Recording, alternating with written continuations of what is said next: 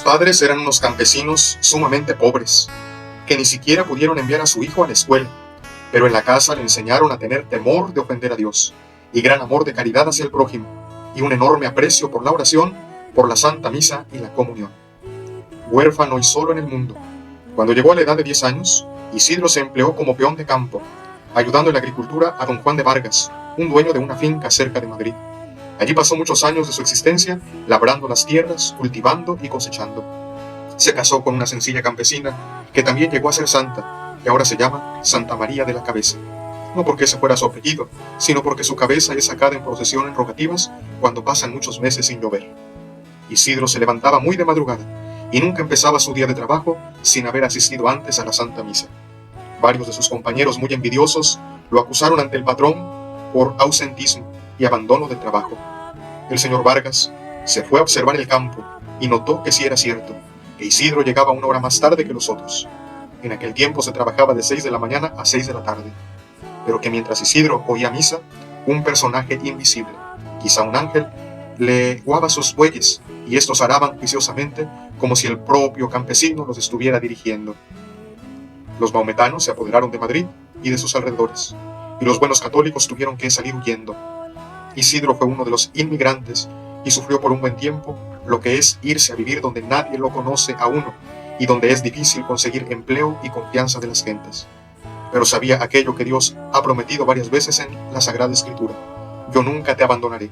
Y confió en Dios y fue ayudado por Dios. Lo que ganaba como jornalero, Isidro lo distribuía en 3 partes: una para el templo, otra para los pobres y otra para su familia, él, su esposa y su hijito. Y hasta para las avecillas tenía sus apartados.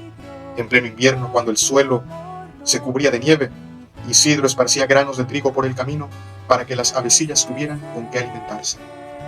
Un día lo invitaron a un gran almuerzo. Él se llevó a varios mendigos a que almorzaran también.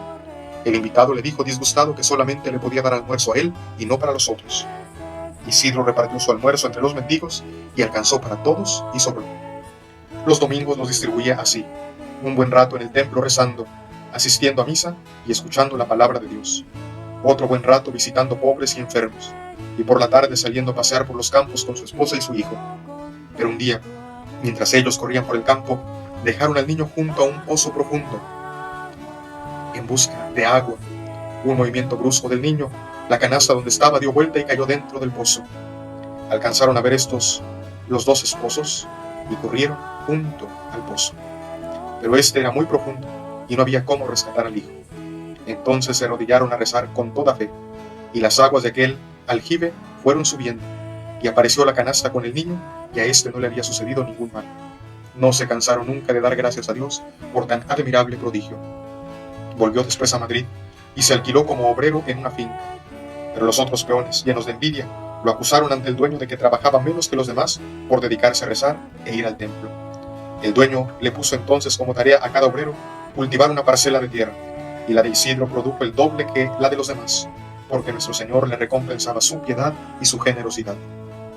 En el año 1130, sintiendo que se iba a morir, hizo humilde confesión de sus pecados, y recomendando a sus familiares y amigos que tuvieran mucho amor a Dios y mucha caridad con el prójimo, murió santamente. A los 43 años de haber sido sepultado, en 1163, sacaron del sepulcro su cadáver y estaba incorrupto, como si estuviera recién muerto. Las gentes consideraron esto como un milagro. Poco después, el rey Felipe III se hallaba gravísimamente enfermo, y los médicos dijeron que se moriría de aquella enfermedad. Entonces sacaron los restos de San Isidro del templo, a donde los habían llevado cuando los trasladaron del cementerio. Y tan pronto como los restos salieron del templo, al rey se le fue la fiebre, y al llegar junto a él los restos del santo, se le quitó por completo la enfermedad.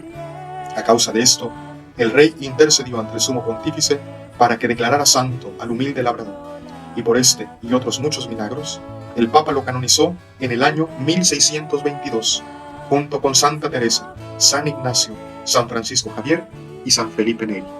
San Isidro Labrador ruega por nosotros.